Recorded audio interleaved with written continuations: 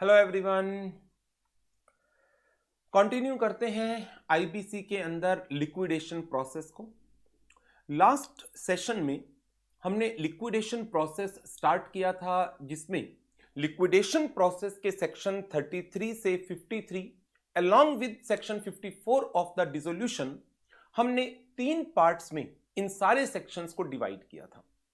Part number 1 के अंदर हमने सेक्शन 33 से लेकर सेक्शन 42 को कवर अप किया था, जिसमें इनिशिएशन ऑफ लिक्विडेशन, लिक्विडेटर की पावर्स, लिक्विडेशन स्टेट में क्या क्या चीजों को कवर अप किया जाएगा, how the liquidator will be appointed and various provisions relating to claims, इसको हमने कवर अप किया था। सेक्शन 33 से लेकर सेक्शन 42 हमने लास्ट सेशन में कवर अप किए थे। आज हम कंटिन्यू करेंगे पार्ट नंबर 2 के साथ, जिसमें हमें 3 तरह की ट्रांजैक्शंस को प्राइमरीली कवर अप करना है। ये ट्रांजैक्शंस प्रेफरेंशियल ट्रांजैक्शंस हैं, अंडर वैल्यूड ट्रांजैक्शंस हैं, एक्सटॉर्शनेट क्रेडिट ट्रांजैक्शन है। कॉन्सेप्ट क्या है इन ट्रांजैक्शंस में, पहले उसको समझ लेते हैं थोड़ा सा, फिर इनको हम डिटेल में डिस्कस करेंगे। यदि एक पर्सन को पता है कि हमारा बिजनेस प्रॉपर नहीं चल रहा और कोई क्रेडिटर या फिर ऑपरेशनल क्रेडिटर या फाइनेंशियल क्रेडिटर कंपनी की इंसॉल्वेंसी की तरफ, कंपनी को लिक्विडेशन की तरफ लेकर जा रहे हैं या कंपनी को रिजोल्यूशन मैकेनिज्म में लेकर जा रहे हैं, तो ऐसी सिचुएशन में मान लीजिए एक कंपनी में कंपनी के डायरेक्टर्स के कुछ रिलेटिव कंपनी के क्रेडिटर हैं, लेकिन वो क्रेडिटर कौन है?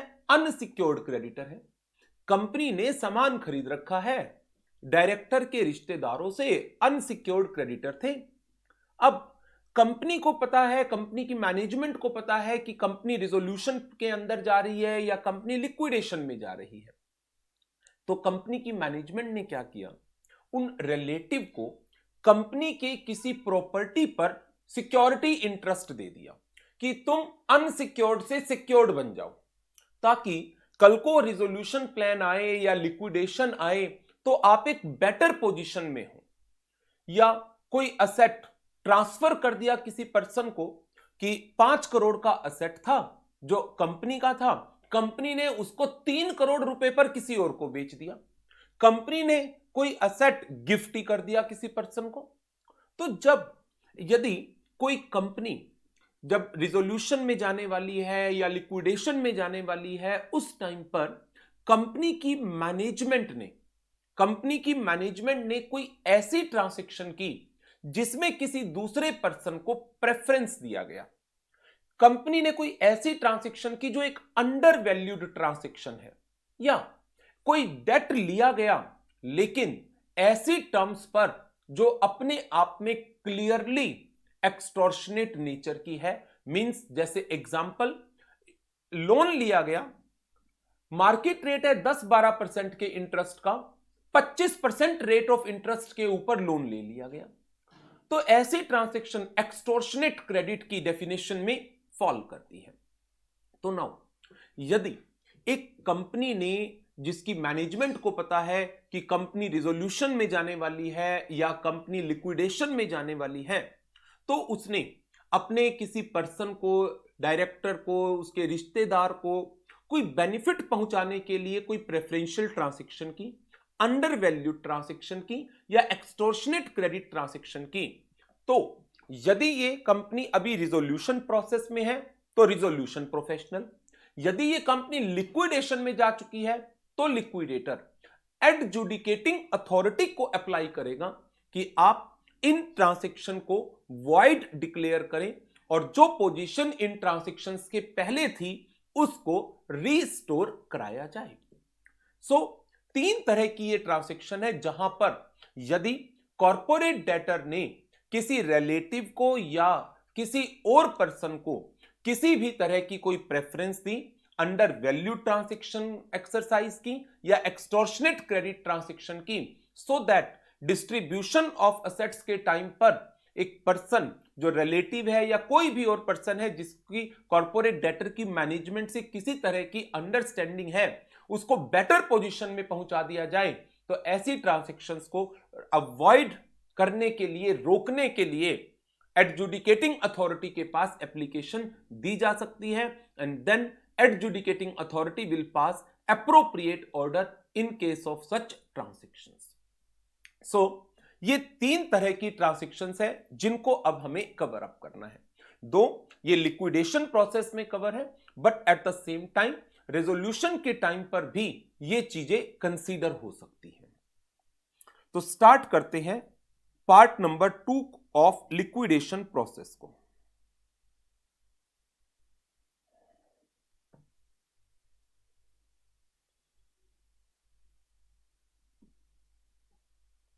पार्ट 2 ऑफ लिक्विडेशन प्रोसेस, और इसका टाइटल रहेगा पार्ट 2 का, दैट इज अवॉइडेबल ट्रांजैक्शंस। वो ट्रांजैक्शंस जिनको अवॉइड किया जाना चाहिए। 3 कैटेगरीज के अंदर हम इन सारी ट्रांजैक्शंस को क्लासिफाई करेंगे। कैटेगरी 1 में हम बात करेंगे प्रेफरेंशियल ट्रांजैक्शंस की,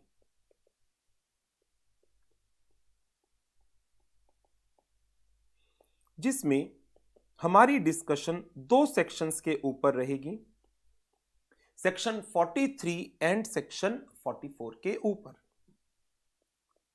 सेकेंड डिवीजन में हम बात करेंगे अंडर वैल्यूड ट्रांजैक्शंस की, जहां पर हमारा फोकस रहेगा सेक्शन 45 टू 49 के ऊपर। एंड थर्ड डिवीजन में हम बात करेंगे एक्सटॉर्शनेट क्रेडिट ट्रांजैक्शंस की, जहां पर हमारा फोकस सेक्शन 50 एंड 51 के ऊपर रहेगा। सो कॉन्सेप्ट मैंने आपको बताया है कि जब कॉर्पोरेट डेटर कोई ऐसी ट्रांजैक्शन करता है किसी रिलेटेड पार्टी के साथ, मैं थोड़ा सा आपको समझाता हूं, आपको नोट नहीं करना, मैं एक रफ में कुछ वर्किंग ले रहा हूं इन तीनों ही तरह की ट्रांजैक्शन को समझाने के लिए, नोटिंग कुछ नहीं करनी। एक कंपनी है एक्स लिमिटेड, इसकी मैनेजमेंट को इंटरनली पता है कि ये कंपनी रिजोल्यूशन प्रोसेस में जाने वाली है, या ये कंपनी लिक्विडेशन के अंदर भी जा सकती है। तो कंपनी की ने क्या किया, कुछ पर्सन्स हैं, कौन है वो, mister A, mister B, mister C, mister D, ये कुछ पर्सन्स हैं। कंपनी की मैनेजमेंट ने कंपनी का इनके साथ कोई ट्रांजैक्शन करा दी। वो ट्रांजैक्शन क्या हो सकती थी? Number 1, transfer of property. कोई प्रॉपर्टी ट्रांसफर कर दी इनके नाम पर, या कोई सिक्योरिटी इंटरेस्ट दे दिया इनको, या कोई गिफ्ट दे दिया इनको, या इनको कोई आइटम सेल करी, sale of any property at price जो मार्केट प्राइस से लोअर था, उस पर बेच दी। इनसे कोई उधार लिया, इन पर्सन से कोई उधार लिया बहुत ही हाई इंटरेस्ट के ऊपर। अब होगा क्या, मान लीजिए यदि ये कंपनी रिजोल्यूशन में चली गई या ये कंपनी लिक्विडेशन में चली गई, तो जो ये पर्सन थे, ये पर्सन एक बेनिफिशियल पोजीशन में आ चुके हैं। बेनिफिशियल पोजीशन में कैसे आ चुके हैं? ये तो कंपनी की लिक्विडेशन से पहले ही कुछ असेट का गिफ्ट लेकर घर जा चुके हैं। ये पर्सन कंपनी से कुछ प्रॉपर्टी को मार्केट प्राइस से भी कम पर खरीद कर घर जा चुके हैं। घर जा चुके हैं का मतलब ट्रांजैक्शन सेटल कर चुके हैं। या सिक्योरिटी इंटरेस्ट, ये अनसिक्योर्ड क्रेडिटर थे। अनसिक्योर्ड क्रेडिटर, कंपनी ने इनको सिक्योरिटी इंटरेस्ट दे दिया और इनको सिक्योर्ड क्रेडिटर बना दिया। अब जब कंपनी की लिक्विडेशन में असेट्स डिस्ट्रीब्यूट होंगे तो पहला नंबर किसका आएगा? सिक्योर्ड का आएगा या अनसिक्योर्ड का आएगा? डेफिनेटली सिक्योर्ड का आएगा। ओके, सिक्योरिटी इंटरेस्ट दे दिया। या कंपनी ने इनसे उधार लिया, ये कौन बन गए? फाइनेंशियल क्रेडिटर, ऑपरेशनल क्रेडिटर, किसी भी कैटेगरी में बने।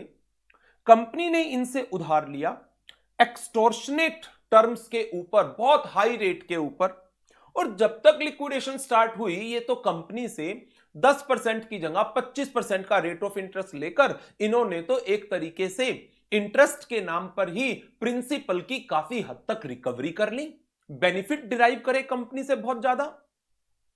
तो अब रिजोल्यूशन प्रोफेशनल आ गया। रिजोल्यूशन चल रहा है तो रिजोल्यूशन प्रोफेशनल, लिक्विडेशन चल रहा है तो लिक्विडेटर। उसकी नॉलेज में ये ट्रांजैक्शन आई। उसने कहा कंपनी ने तो प्रेफरेंस दी है इन पर्सन को, कंपनी ने मार्केट प्राइस से कम वैल्यू पर ट्रांजैक्शन की है, कंपनी ने एक्सटॉर्शनेट टर्म्स के ऊपर, अनकॉन्शियसेबल टर्म्स के ऊपर ट्रांजैक्शन की है। ऐसी ट्रांजैक्शन को अवॉइड कर देना चाहिए और जो पोजीशन इन ट्रांजैक्शंस के होने से पहले थी उस पोजीशन को रीस्टोर करना चाहिए। और जो बेनिफिट इन पर्संस ने अर्न किए हैं अपनी फेवर में, वो बेनिफिट वापस से लिक्विडेटर को रिम्बर्स होने चाहिए, रीपे होने चाहिए। जो प्रॉपर्टी गई थी उस प्रॉपर्टी को वापस से कंपनी की फेवर में वेस्ट कर देना चाहिए, सिक्योरिटी इंटरेस्ट को रेलिंक्विश कर देना चाहिए। तो इस तरीके से ये 3 कैटेगरीज में ट्रांजैक्शंस हैं। प्रोविजंस लगभग सिमिलर नेचर के हैं। तो यदि आप एक कॉन्सेप्ट को अच्छी तरह से डिस्कस कर लो, अच्छी तरह से स्टडी कर लो, तो बाकी के जो दोनों कॉन्सेप्ट हैं उनको बहुत क्विकली कवर अप किया जा सकता है। तो मैं आपको प्रेफरेंशियल ट्रांजैक्शंस के कॉन्सेप्ट को काफी डिटेल में लेकर पढ़ा रहा हूं, इसकी नोटिंग भी करा दूंगा मैं आपको सारी। लेकिन अंडरवैल्यूड और एक्सटॉर्शनेट फिर इनको हम बुक में से ही रीड कर लेंगे, एक क्विक रिवीजन ले लेंगे, फिर वहां से हमारे ये दोनों पार्ट भी कवर हो जाएंगे। तो इस पार्ट को हम डिटेल में लेकर के चलेंगे, सेक्शन 43 एंड 44 को।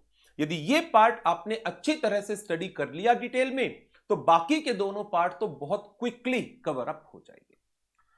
तो नाउ ये नोट नहीं करना था, वैसे आपका करने का मन है तो कर लेना, मैं इसको कर रहा हूं डिलीट। चलिए स्टार्ट करते हैं पहले पॉइंट के साथ, and that is preferential transactions.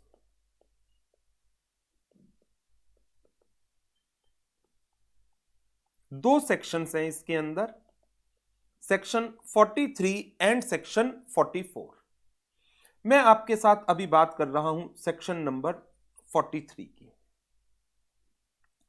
Section 43 में बात करते हैं सबसे पहले सेक्शन 43 सब सेक्शन 1 की। इसने क्या कहा? रिजोल्यूशन प्रोफेशनल और liquidator shall apply to adjudicating authority। Resolution professional क्यों? यदि रिजोल्यूशन के टाइम पर यह चीज सामने आती है तो। लिक्विडेटर वर्ड क्यों? यदि लिक्विडेशन प्रोसेस शुरू हो चुका है। अब आप कहोगे सर है तो ये लिक्विडेशन प्रोसेस, बट सेक्शन में रिजोल्यूशन प्रोफेशनल वर्ड भी यूज किया गया है, तो ये प्रोविजन रिजोल्यूशन प्रोसेस के टाइम पर भी अप्लाई होगा। Resolution professional or liquidator shall apply to adjudicating authority if he is of the opinion that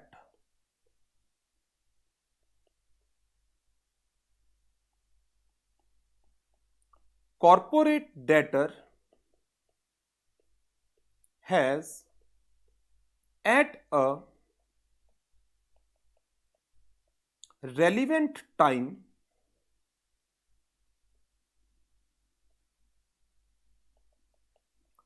given a preference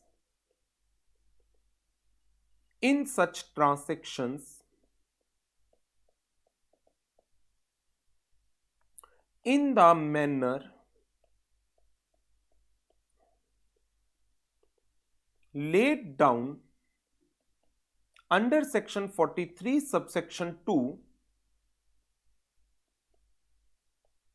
to any person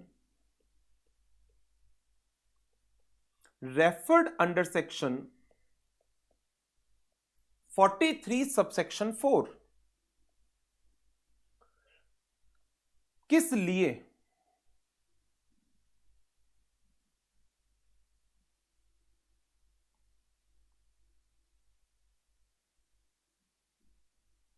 किस लिए?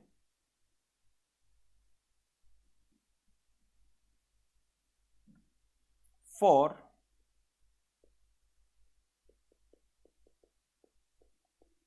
avoidance of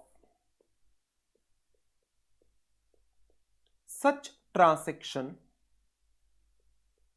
and one or more orders referred under section 44। तो ये section 43 sub section 1 की बात आ गई कि resolution professional या liquidator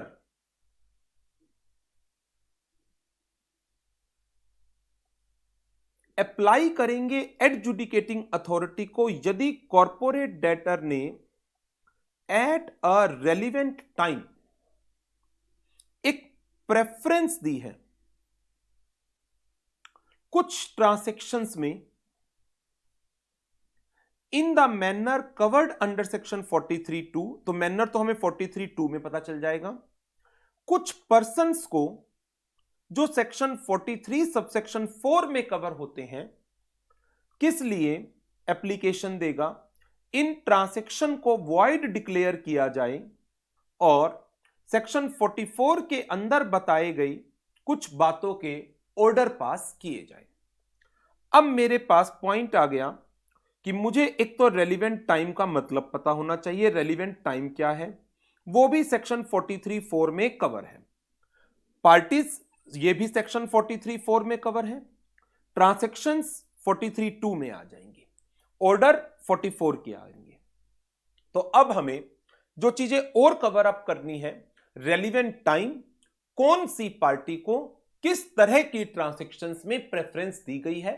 यदि रिजोल्यूशन प्रोफेशनल और लिक्विडेटर की ओपिनियन बनती है कि हां प्रेफरेंस दी गई है, देन वो एप्लीकेशन देंगे एडजुडिकेटिंग अथॉरिटी को कि आप इन ट्रांसैक्शन को अवॉइड डिक्लेयर करें, वॉइड डिक्लेयर करें एंड सेक्शन 44 के अंदर जो बातें और बताई गई हैं, जो मैटर रेफर किए गए हैं, जो ऑर्डर रेफर किए गए हैं, उनके ऊपर आप अपना ऑर्डर पास करें। तो नाउ अब मुझे आपको कराना है 43(2)(3)(4। पहले मैं आपको करा देता हूं section 43 sub section 4। Section 43 sub section 4 में आपको पहले कराता हूं। इसमें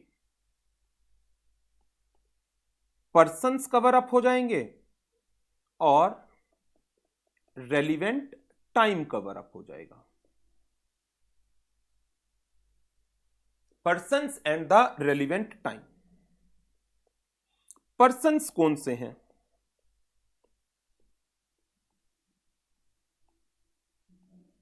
रिलेटेड पार्टी है। तो रेलिवेंट टाइम क्या होगा? 2 years preceding the insolvency commencement date। Insolvency commencement से 2 साल के भीतर, पिछले 2 साल के अंदर यदि रिलेटेड पार्टी के साथ कोई ट्रांजैक्शन हुई, ट्रांजैक्शन कौन सी 43(2) में बताऊंगा अभी, या other than related party 1 year preceding the insolvency commencement date। तो यदि कॉर्पोरेट डेटर ने रिलेटेड पार्टी के साथ इंसॉल्वेंसी कमेंसमेंट डेट से पिछले 2 साल में, अदर पर्सन के साथ इंसॉल्वेंसी कमेंसमेंट डेट से पिछले 1 साल के अंदर प्रेफरेंशियल ट्रांजैक्शन की है, किसकी नजर में, रिजोल्यूशन प्रोफेशनल या लिक्विडेटर की नजर में, देन रिजोल्यूशन प्रोफेशनल या लिक्विडेटर क्या करेगा, अप्लाई करेगा, किसको, एडजुडिकेटिंग अथॉरिटी को, किस लिए, to avoid such transaction and pass 1 or more order that are referred under section 44।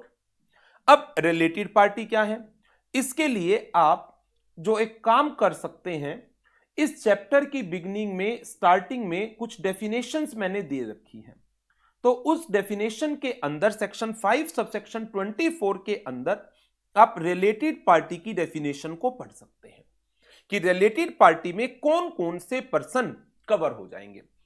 Related party मतलब कंपनी के डायरेक्टर, यदि एलएलपी है तो उसके पार्टनर या डायरेक्टर और पार्टनर के रिश्तेदार, की मैनेजरियल पर्सन और उनके रिश्तेदार, एलएलपी और अ पार्टनरशिप फर्म जिसमें डायरेक्टर, पार्टनर या मैनेजर और उनके रिश्तेदार पार्टनर हैं, प्राइवेट कंपनी जिसमें डायरेक्टर, पार्टनर या manager either themselves or along with relative hold more than 2% of share capital। Public company जिसमें कॉर्पोरेट डेटर के director, manager, partner either alone or along with relative more than 2% of paid up share capital। any body corporate जिसके board of director, managing director और manager in the ordinary course of business are accustomed to act as per the instructions और the directions of director, manager और partner of the corporate debtor. Any limited liability partnership firm और partnership firm जिसके partner या employ corporate debtor के director, manager या partner की instructions के ऊपर काम करते हैं।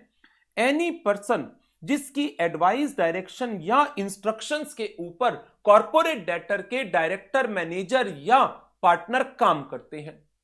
ये तो सारी जनरल सी बातें हैं, तो आई होप ये आप डेफिनेशन पढ़ लोगे, पढ़ने के लिए ही है, एज सच लर्निंग की कोई रिक्वायरमेंट नहीं है। तो मैं चलता हूं अपने मेन टॉपिक के ऊपर वापस। तो मैंने आपको 2 सेक्शन कराए अभी, सेक्शन 43 सबसेक्शन 1 जिसमें क्या बात हुई कि रिजोल्यूशन प्रोफेशनल या लिक्विडेटर एडजुडिकेटिंग अथॉरिटी को अप्लाई करेंगे यदि उनकी ओपिनियन है कि कॉर्पोरेट डेटर ने एट द रेलिवेंट टाइम एक ट्रांजैक्शन में प्रेफरेंस दी है इन द मैनर जो सेक्शन 43(2) में कवर होगा to the person referred under section 43 subsection 4। Application किस चीज के लिए देंगे, to avoid such transaction and pass 1 or more order under section 44। अब इसमें मैंने आपको 2 पॉइंट तो करा दिए, रेलिवेंट टाइम का और पर्संस का।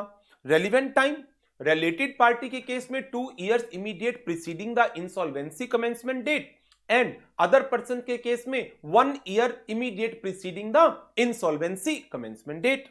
अब बात कर लेते हैं कौन सी ट्रांजैक्शंस हैं, क्या मैनर है जिसमें ये प्रेफरेंस की बात की जा रही है। तो अब मुझे आपको कराना है सेक्शन 43 सबसेक्शन 2। सेक्शन 43 सबसेक्शन 2 कब हम मानकर चलेंगे कि कॉर्पोरेट डेटर ने प्रेफरेंस दी है। a corporate debtor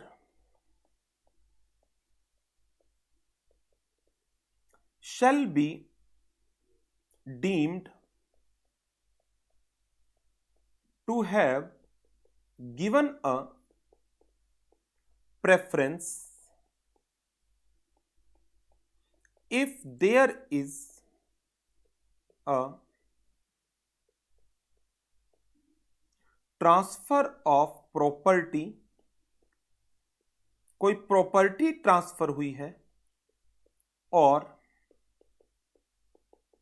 security interest transfer हुआ है, अनसिक्योर्ड को सिक्योर्ड में कन्वर्ट कर दिया गया,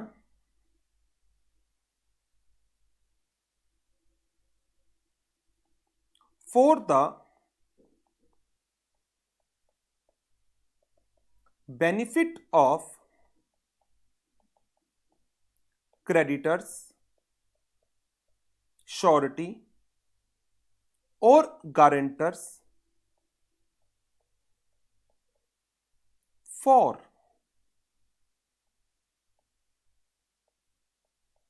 antecedent financial or operational debt, एक कंडीशन। एंड दूसरी कंडीशन, इस ट्रांसफर का इंपैक्ट क्या आया, which has the effect of putting such creditor, surety or guarantor in a beneficial position in the event of distribution of assets under section 53। ये section 43 subsection 2 का provision है, जिसको हम एक मैनर की तरह से लेते हैं कि कब माना जाएगा कि कॉर्पोरेट डेटर ने एक प्रेफरेंस दी है, किसको, रिलेटेड पार्टी को और एनी अदर पर्सन को, और ऐसी ट्रांजैक्शन को अवॉइड करने की जरूरत है। A corporate debtor shall be deemed to have given a preference if किसी प्रॉपर्टी को ट्रांसफर किया गया है किसी पर्सन को, या सिक्योरिटी इंटरेस्ट दिया गया है किसको, किसी क्रेडिटर के, किसी श्योरिटी के, किसी गारंटर के। अब क्रेडिटर, जैसे मैंने आपको एग्जांपल लेकर बताया, मान लीजिए एक रिलेटेड पार्टी है। रिलेटेड पार्टी कौन है, कोई प्राइवेट कंपनी है जिस कंपनी के अंदर कॉर्पोरेट डेटर के डायरेक्टर के 20% के शेयर हैं, रिलेटेड पार्टी हो गई। एक कंपनी एक्स लिमिटेड वो कॉर्पोरेट डेटर है, दूसरी कंपनी वाई लिमिटेड वो एक क्रेडिटर है, और वाई लिमिटेड के अंदर एक्स लिमिटेड के डायरेक्टर के 20% शेयर हैं, 2% से ज्यादा हैं, तो एक्स और वाई क्या हो गई, रिलेटेड पार्टी हो गई। एक्स ने क्या किया, वाई लिमिटेड से कुछ सामान खरीद रखा है, अनसिक्योर्ड थे, वो अनसिक्योर्ड थे।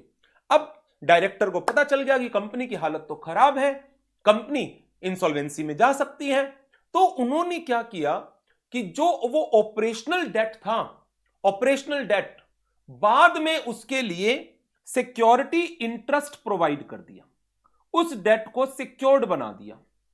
अब मान लो यदि कंपनी लिक्विडेशन में चली गई, अब वाई लिमिटेड की जो प्रायोरिटी होगी पेमेंट की, वो एज ए सिक्योर्ड क्रेडिटर होगी या एज ए अनसिक्योर्ड क्रेडिटर होगी, एज ए सिक्योर्ड क्रेडिटर होगी।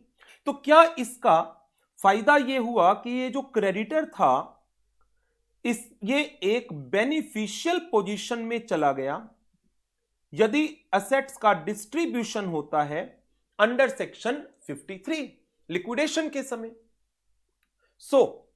ये प्रेफरेंस दी गई कि आपने इन जनरल तो कोई ट्रांजैक्शन करनी नहीं थी, आपने सिर्फ क्या किया, ये एक बहुत मेन वर्ड है, एंटीसीडेंट फाइनेंशियल डेट और ऑपरेशनल डेट। एंटीसीडेंट मींस जो ऑलरेडी हो चुका था, जो ऑलरेडी एक डेट ओ कर रहा था कॉर्पोरेट डेटर, उस डेट के लिए आपने किसी प्रॉपर्टी का ट्रांसफर किया, आपने उस डेट के लिए कोई सिक्योरिटी इंटरेस्ट ट्रांसफर किया। जो डेट ऑलरेडी एग्जिस्ट करता था, आप उसके लिए बाद में कोई सिक्योरिटी इंटरेस्ट दे रहे हैं या कोई प्रॉपर्टी ट्रांसफर कर रहे हैं, जिसका नतीजा क्या हुआ कि डिस्ट्रीब्यूशन के टाइम पर ये क्रेडिटर या श्योरिटी या गारंटर एक बेनिफिशियल पोजीशन में पहुंच गया।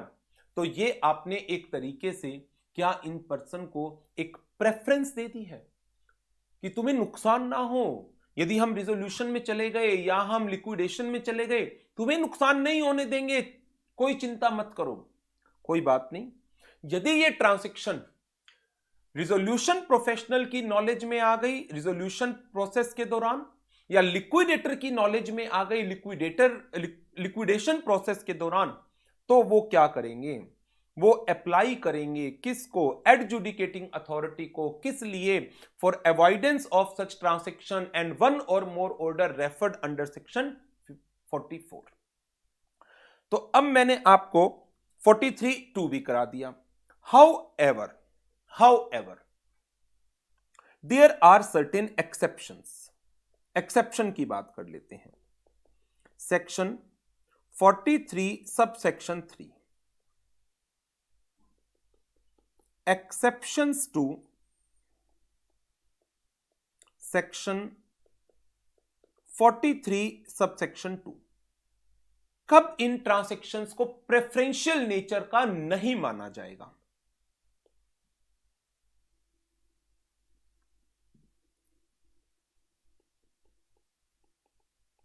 Followings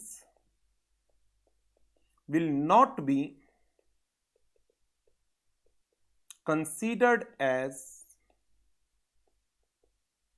preferences. First one,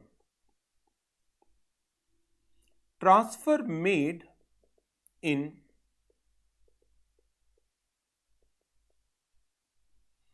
ordinary course of business।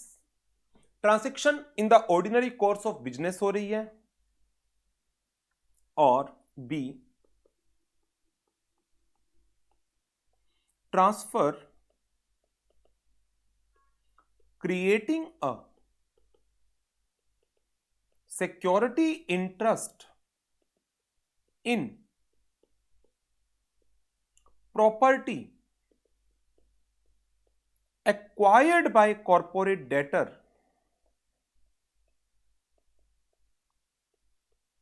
to the extent such security interest, first one, secures new value। अभी हमने ऊपर पढ़ा एंटीसीडेंट मींस पुराना फाइनेंशियल डेट, पुराना ऑपरेशनल डेट। नो, अब जो आप सिक्योरिटी इंटरेस्ट दे रहे हो उससे नई वैल्यू क्रिएट हो रही है। फॉर एग्जांपल, नया लोन दिया गया, न्यू क्रेडिट, नया पैसा, आपके पास नए फंड्स रेज्ड हुए हैं। ये जो सिक्योरिटी इंटरेस्ट है, it was given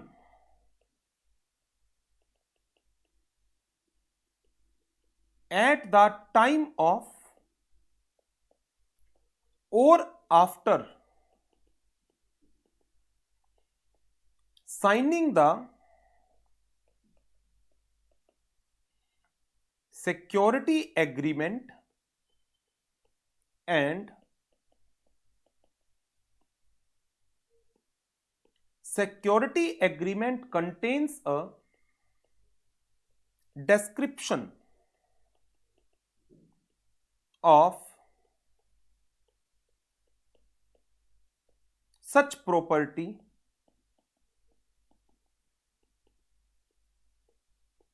as security interest।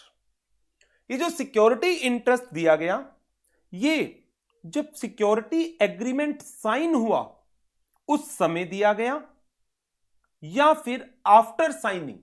Signing के बाद दिया गया है सिक्योरिटी इंटरेस्ट, और इस सिक्योरिटी इंटरेस्ट में इस प्रॉपर्टी का जो प्रॉपर्टी अब नई खरीदी गई है उसका रेफरेंस, उसका डिस्क्रिप्शन दिया गया है। एंड जो ये सिक्योरिटी इंटरेस्ट दिया गया है किसी भी असेट के ऊपर, it was used to acquire such property, इस प्रॉपर्टी को खरीदने के लिए दिया गया है। अब मान लो यदि कोई कॉर्पोरेट डेटर एक असेट्स के ऊपर सिक्योरिटी इंटरेस्ट दे रहा है, अब वो असेट क्या है, एक नई लैंड एंड बिल्डिंग खरीदी गई, उस नई लैंड एंड बिल्डिंग के ऊपर सिक्योरिटी इंटरेस्ट दिया गया। अब आप कहोगे ये तो इंसॉल्वेंसी कमेंसमेंट डेट से सिर्फ 6 महीने पहले है, तो ये तो प्रेफरेंशियल ट्रांजैक्शन हो गई। लेकिन जो ये सिक्योरिटी इंटरेस्ट दिया गया है इससे नई वैल्यू क्रिएट हुई है, पैसा आया है, और उस पैसे से नई प्रॉपर्टी जिस पर सिक्योरिटी इंटरेस्ट दिया गया था वो खुद खरीदी गई है। तो ऐसा नहीं है कि कोई पुराना लोन पड़ा हुआ था, उस पुराने लोन के रेफरेंस में आज हमने किसी प्रॉपर्टी का सिक्योरिटी इंटरेस्ट किसी को असाइन किया है। ये एक नई ट्रांजैक्शन है जो इंसॉल्वेंसी कमेंसमेंट डेट से पिछले 2 साल के अंदर हुई है, रिलेटेड पार्टी के साथ, अदर पर्सन के साथ 1 साल के अंदर हुई, लेकिन इस सिक्योरिटी इंटरेस्ट के कारण नई वैल्यू क्रिएट हुई है। और जो सिक्योरिटी इंटरेस्ट है वो किस टाइम पर दिया गया, सिक्योरिटी एग्रीमेंट को साइन करते वक्त या उसके बाद दिया गया, और सिक्योरिटी एग्रीमेंट के अंदर इस प्रॉपर्टी का डिस्क्रिप्शन दिया गया है, एंड इस सिक्योरिटी इंटरेस्ट से जो नई वैल्यू क्रिएट हुई है उससे ही इस प्रॉपर्टी को खरीदा गया है। तो यदि ये सारी कंडीशन पूरी होती हैं देन फिर हम कहेंगे कि yes, it will not be considered as a preferential transaction, rather it is a credit transaction। एक लोन लिया है कॉर्पोरेट डेटर ने और उस लोन से एक प्रॉपर्टी खरीदी है और उस प्रॉपर्टी का सिक्योरिटी इंटरेस्ट फाइनेंशियल क्रेडिटर को दिया गया है। सो पुराने लोन से इसका कोई लेना देना नहीं था, नई वैल्यू क्रिएट हुई है। मान लीजिए एक है कॉर्पोरेट डेटर, एक है फाइनेंशियल क्रेडिटर। कॉर्पोरेट डेटर ने फाइनेंशियल क्रेडिटर से एक लिया लोन, लोन से खरीदी एक प्रॉपर्टी और इस प्रॉपर्टी का सिक्योरिटी इंटरेस्ट दे दिया इस फाइनेंशियल क्रेडिटर को।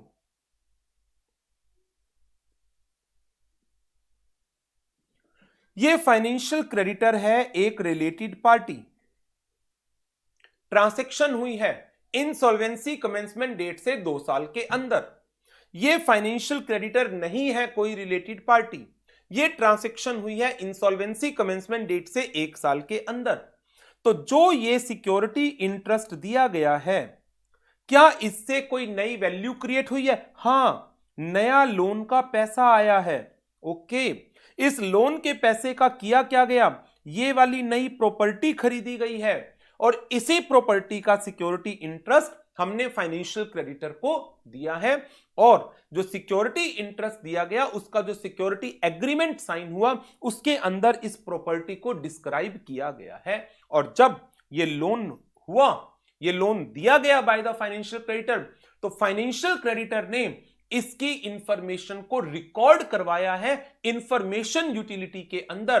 कितने पीरियड में कि कॉर्पोरेट डेटर जब इस प्रॉपर्टी का पोजेशन ले रहा है उस टाइम पर, या इवन पोजेशन लेने से 30 दिन पहले पोजेशन लेने से पहले ही आपने फाइनेंशियल क्रेडिटर ने लोन दिया तो ये प्रॉपर्टी आएगी कब आएगी, 2 दिन, 4 दिन, 5 दिन, 10 दिन में। पोजेशन से 30 दिन पहले ही फाइनेंशियल क्रेडिटर को इसका सिक्योरिटी इंटरेस्ट का इंफॉर्मेशन यूटिलिटी में रिकॉर्ड या इंफॉर्मेशन सबमिट करनी है कि पोजेशन से 30 दिन के अंदर या तो पोजेशन के टाइम कर ले या 30 days before the date of possession कर ले। तो ये एक कंडीशन और है, लिख लो ये भी, and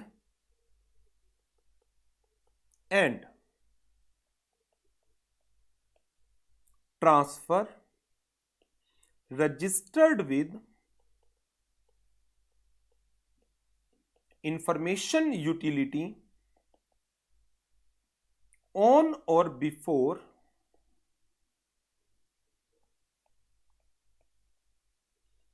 30 days of receiving possession of the property. possession of the property. तो ये एक्सेप्शन है सेक्शन 43 सबसेक्शन 3 के अंदर. नोट डाउन कर लो इसको आप.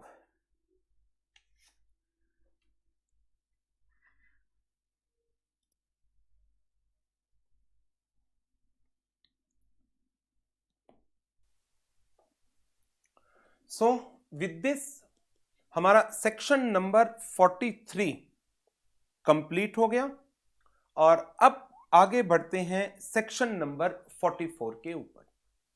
सेक्शन 44 के अंदर डिफरेंट काइंड्स ऑफ ऑर्डर्स की बात की गई है जो प्रेफरेंशियल ट्रांजैक्शंस के केस में एडजुडिकेटिंग अथॉरिटी पास कर सकती है. ऑर्डर्स बहुत तरह के हैं, अलग अलग कैटेगरीज के बनाए गए हैं, बट प्राइमरीली जो एग्जाम पॉइंट से इंपॉर्टेंट है या इन जनरल पास किए जाते हैं ऑर्डर, वो मैं आपको नोट डाउन करा रहा हूं. तो सेकंड पॉइंट अब हमारा आ गया, that is orders in case of preferential transactions. Section 44.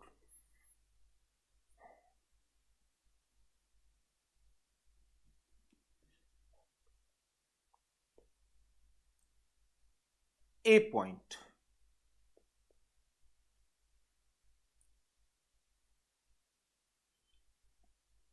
To require any property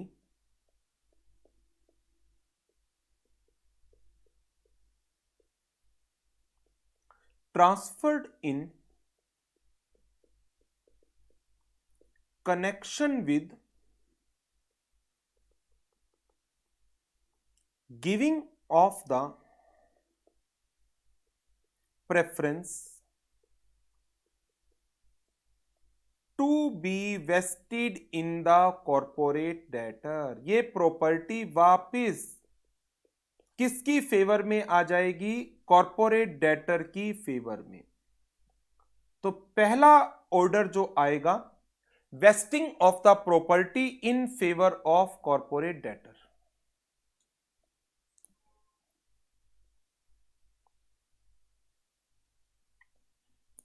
दूसरा ऑर्डर, सेकंड ऑर्डर क्या पास किया जा सकता है? दैट इज टू रिलीज और discharge of any security interest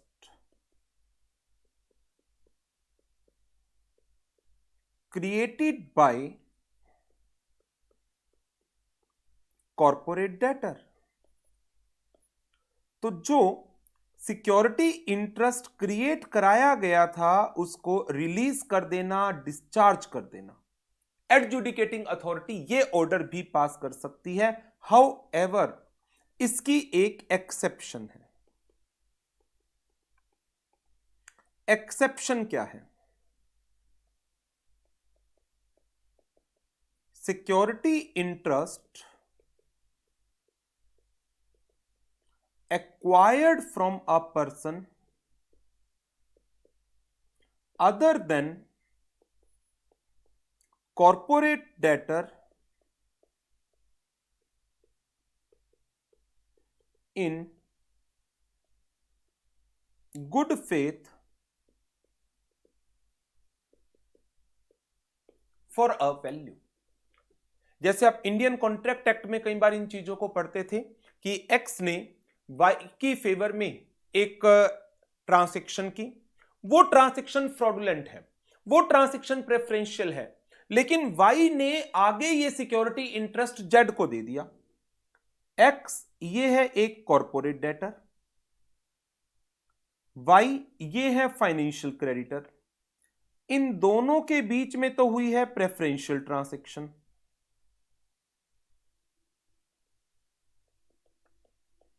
लेकिन वाई ने आगे जेड को सिक्योरिटी इंटरेस्ट दे दिया, और जेड ने ये जो सिक्योरिटी इंटरेस्ट है क्या कॉर्पोरेट डेटर से एक्वायर किया? नो।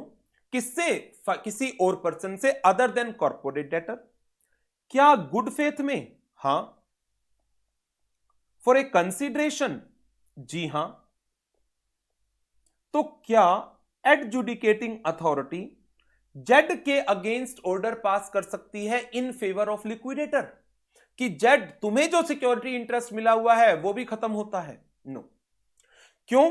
सिक्योरिटी इंटरेस्ट किससे एक्वायर किया गया है? From a person other than corporate debtor in good faith and for a value. आगे बढ़ते हैं। तीसरा ऑर्डर जो पास किया जा सकता है ये हो गया बी सी पॉइंट। क्या पास हो सकता है? To require any person to pay such sum in respect of any benefit in respect of benefits received by him from corporate debtor to the liquidator. यदि कॉर्पोरेट डेटर ने किसी preferential transactions के अंदर property transfer या security interest दिया और उस security interest को यूज करते हुए उस पर्सन ने जिसको सिक्योरिटी इंटरेस्ट दिया था वो असेट बेच भी दिया तो उसने कुछ बेनिफिट अर्न कर लिए, तो कोई बात नहीं, वो पैसे हमें वापस कर दो। जो पैसे आपने अर्न किए, जो बेनिफिट आपने अर्न किए, वो लिक्विडेटर को वापस हो जाएंगे। लेकिन यहां पर भी फिर वही एक्सेप्शन अराइज हो जाती है। Exception, benefit received in good faith and for a value। Benefit received in good faith and for a value, फिर एडजुडिकेटिंग अथॉरिटी इस पर्सन के अगेंस्ट ऑर्डर पास नहीं करेगी।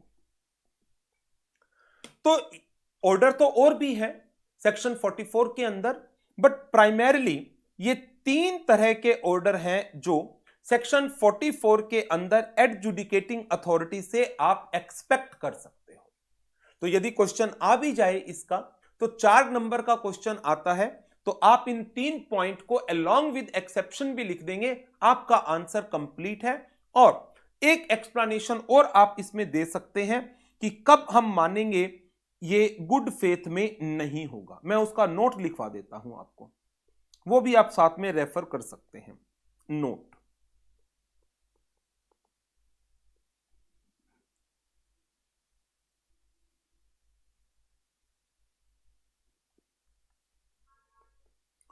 it shall be presumed that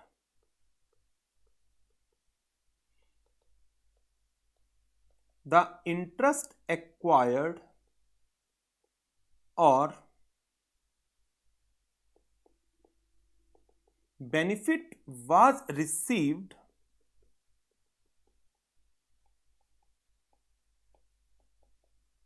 otherwise than in good faith if another person had sufficient information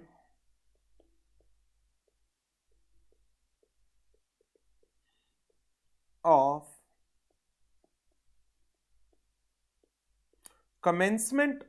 CIRP of corporate debtor, or if another person is a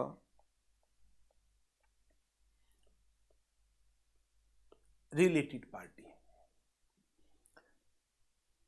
हम मानकर चलेंगे कि यदि other person के पास CIRP की commencement की सफिशिएंट इंफॉर्मेशन थी और वो रिलेटेड पार्टी है, देन ये ट्रांजैक्शन गुड फेथ में नहीं हुई.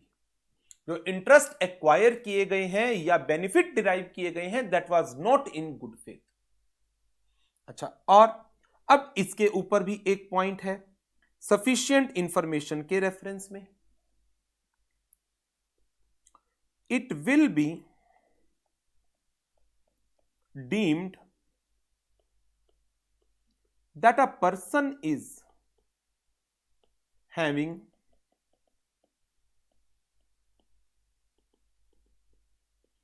sufficient information if a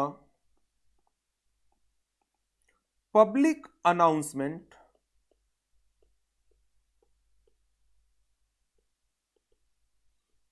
regarding the CIRP has been made under section 13.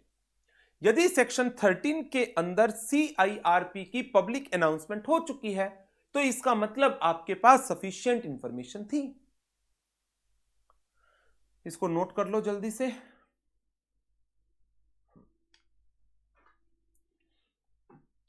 और एग्जाम में यदि ये क्वेश्चन आ जाता है, थ्योरेटिकल क्वेश्चन पूछा जा सकता है, तो जो मैंने आपको ये 3 पॉइंट्स कराए हैं along with the exception and this note, ये आपका एक कंप्लीट आंसर होगा अप टू 6 मार्क्स के क्वेश्चन के लिए. यदि 6 नंबर तक का क्वेश्चन यदि ये आ जाता है, वैसे 6 मार्क्स के आते नहीं है, जनरली 4 नंबर तक के क्वेश्चंस आते हैं. सो हमने इन 2 सेक्शंस को, सेक्शन 43 को एंड सेक्शन 44 को इन डिटेल कवर अप कर लिया. सेक्शन 43 प्रेफरेंशियल ट्रांजैक्शंस क्या हैं, सेक्शन 44 किस तरह के ऑर्डर पास किए जाते हैं, कौन सी सिचुएशन में ये ट्रांजैक्शन हो रही है, किन पर्संस के साथ हो रही है, किस समय हो रही है, एडजुडिकेटिंग अथॉरिटी किस तरह के ऑर्डर्स पास कर सकती है, एक्सेप्शंस क्या होंगी, वो सब चीजें अलोंग विद द एक्सप्लेनेशंस हमने कवर अप की है. तो इसके साथ हमारा जो पहला टॉपिक था अबाउट द प्रेफरेंशियल ट्रांजैक्शंस, ये हो जाता है complete. Section 43 as well as section 44. अब इसके बाद हम स्टार्ट करेंगे दूसरे टॉपिक को, और वो है हमारा अंडर वैल्यूड ट्रांजैक्शंस का.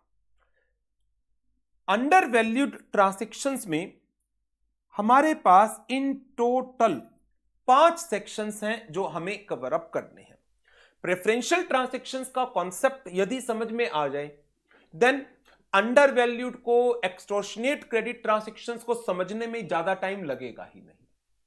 जो ये यहां पर चीजें हैं कि एडजुडिकेटिंग अथॉरिटी को किसने अप्लाई करना है, रिजोल्यूशन प्रोफेशनल ने करना है, लिक्विडेटर ने करना है, कब करना है, कितने समय में करना है, किन सिचुएशन में करना है, ट्रांजैक्शंस कौन सी पार्टी के साथ हुई है, रेलिवेंट टाइम क्या होगा, एडजुडिकेटिंग अथॉरिटी किस क्या क्या ऑर्डर पास कर सकती है, वही सारी बातें भी आपको अंडर वैल्यूड में भी और एक्सटॉर्शनेट क्रेडिट ट्रांजैक्शंस में देखने को मिलेंगी.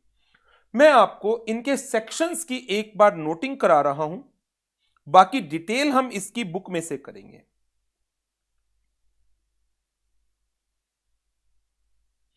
तो point number 3, that is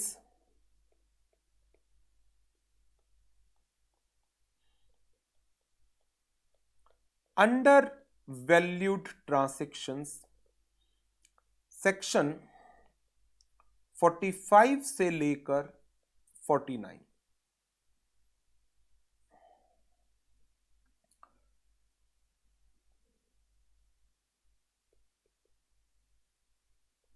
section 45, 46, 47, 48 and 49.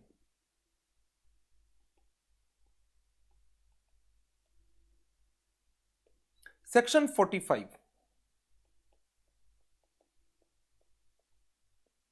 avoidance of undervalued transactions. जो इसमें दो मेन चीजें चाहिए आपको। अंडरवैल्यूड ट्रांजैक्शन का मतलब क्या है?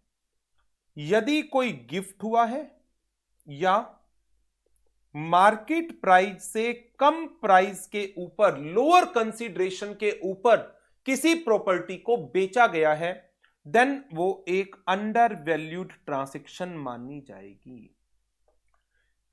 सेक्शन 46 बात करेगा रेलिवेंट पीरियड क्या होगा फॉर अंडर वैल्यूड ट्रांजैक्शंस के लिए। वो बिल्कुल सेम होगा जो आप अभी सेक्शन 43 सबसेक्शन 4 में पढ़कर आए। रिलेटेड पार्टी के केस में 2 years preceding the insolvency commencement date and other persons के केस में 1 year preceding the insolvency commencement date. 47 application by the creditors in case of undervalued transactions। ये एक नया कॉन्सेप्ट है इसके अंदर और बहुत ही सिंपल। यदि रिजोल्यूशन प्रोफेशनल ने या लिक्विडेटर ने उनकी नॉलेज में कोई अंडरवैल्यूड ट्रांजैक्शन थी, उसके बावजूद उन्होंने एडजुडिकेटिंग अथॉरिटी को एप्लीकेशन नहीं दी इस ट्रांजैक्शन को अवॉइड करने के लिए। ओके, यदि किसी क्रेडिटर की नॉलेज में आ गया कि कॉर्पोरेट डेटर ने कोई अंडरवैल्यूड ट्रांजैक्शन की है XYZ किसी पर्सन के साथ या किसी दूसरे क्रेडिटर के साथ, तो ये क्रेडिटर एडजुडिकेटिंग अथॉरिटी के पास पहुंच जाएगा एप्लीकेशन लेकर कि ये अंडरवैल्यू ट्रांजैक्शन हुई है, रिजोल्यूशन प्रोफेशनल ने या लिक्विडेटर ने अप्लाई नहीं किया इसकी अवॉइडेंस के लिए। तो हम आपको बता रहे हैं आप करो।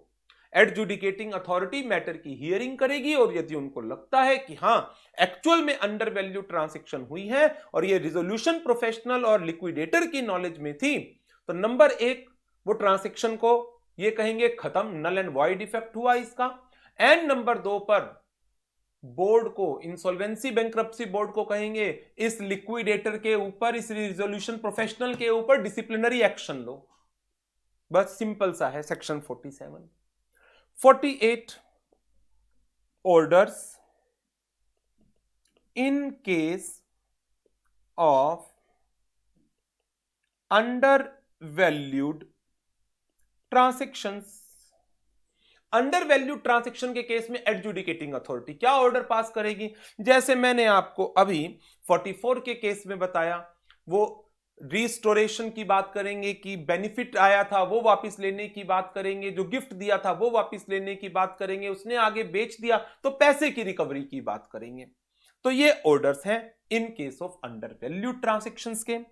चलो आगे बढ़ेंगे। सेक्शन 49 ये क्या कहेगा? यदि कॉर्पोरेट डेटर ने कोई ऐसी ट्रांजैक्शंस की अंडरवैल्यूड ट्रांजैक्शंस में जिसके थ्रू किसी क्रेडिटर को चीट करने की कोशिश की, देन सेक्शन 49 उसको कवर अप कर लेगा। ये 5 बहुत बहुत बहुत सिंपल सेक्शन है। मैं एक क्विक रीडिंग आपको इसकी नोट्स में से करा देता हूं, बुक में से।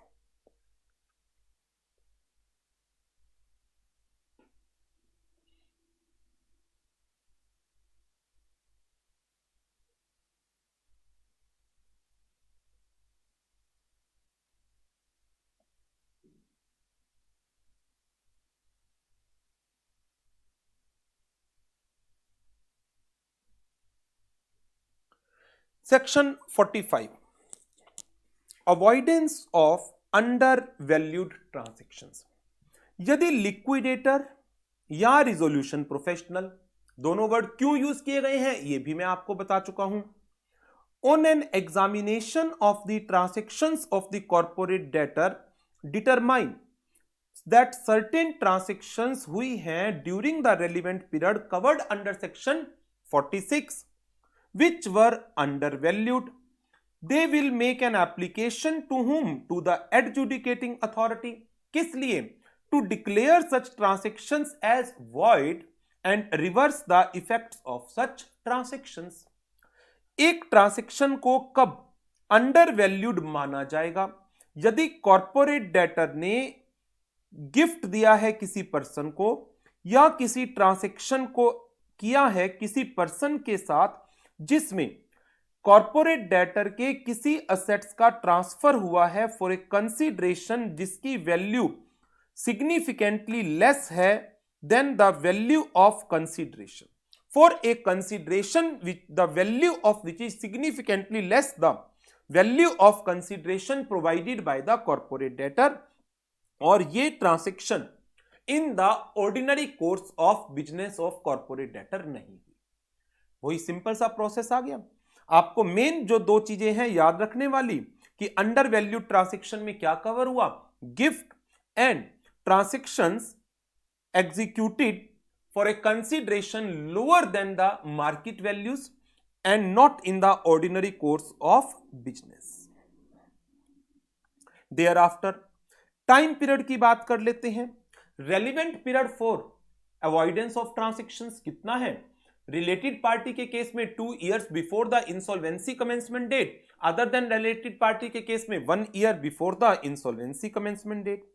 Transaction with any person 1 year, related party 2 years preceding the insolvency commencement date. Simple सा सेक्शन। आगे बढ़ते हैं 47। सेक्शन 47 ने क्या कहा? यदि क्रेडिटर की नॉलेज में अंडरवैल्यू ट्रांसेक्शन है और उसने एडजुडिकेटिंग अथॉरिटी को अप्लाई किया कि लिक्विडेटर ने या रिजोल्यूशन प्रोफेशनल ने उनकी नॉलेज में भी ये अंडरवैल्यू ट्रांसेक्शन थी और उन्होंने इसकी अवॉइडेंस के लिए अप्लाई नहीं किया, हम आपसे रिक्वेस्ट कर रहे हैं आप इस ट्रांसेक्शन को अवॉइड डिक्लेयर करें। और यदि एडजुडिकेटिंग अथॉरिटी सेटिस्फाइड है कि यस ये सही बोल रहे हैं, देन क्या होगा? ट्रांसेक्शन को अवॉइड कर दिया जाएगा, पोजीशन रिस्टोर कर दी जाएगी और बोर्ड को कहा जाएगा डिसिप्लिनरी एक्शन लो किसके अगेंस्ट? रिजोल्यूशन प्रोफेशनल या लिक्विडेटर के against. Where an undervalued transaction has taken place and the liquidator और the resolution professional not reported to the adjudicating authority, a creditor member partner of corporate debtor may make an application to the adjudicating authority to declare such transactions as void and reverse their effect.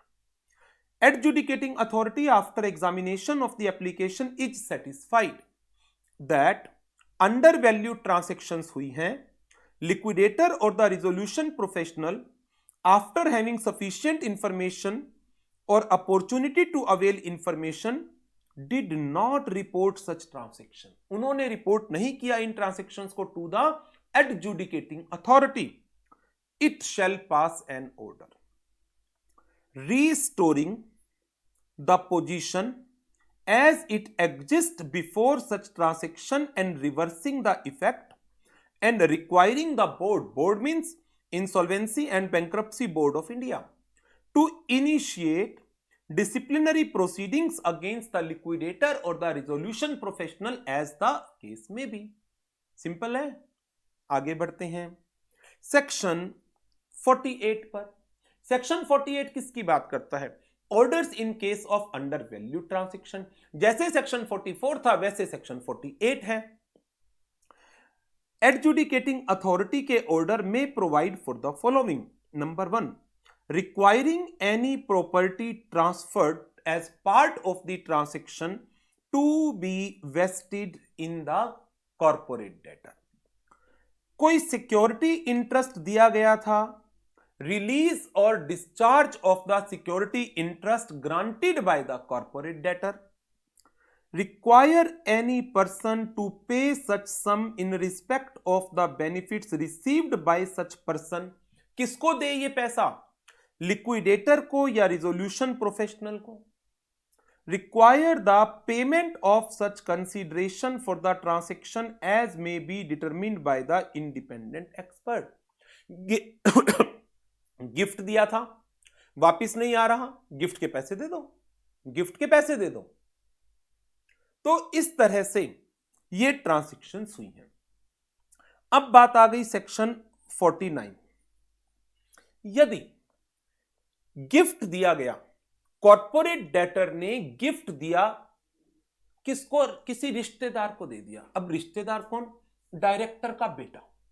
Director का बेटा MBA करके आया है London से और अपना कोई नया वेंचर स्टार्ट कर रहा है, स्टार्टअप कर रहा है, और जो उसका स्टार्टअप है टेक्नोलॉजी ड्रिवन है, कंपनी को फायदा पहुंच सकता है, शायद से फायदा पहुंच सकता है।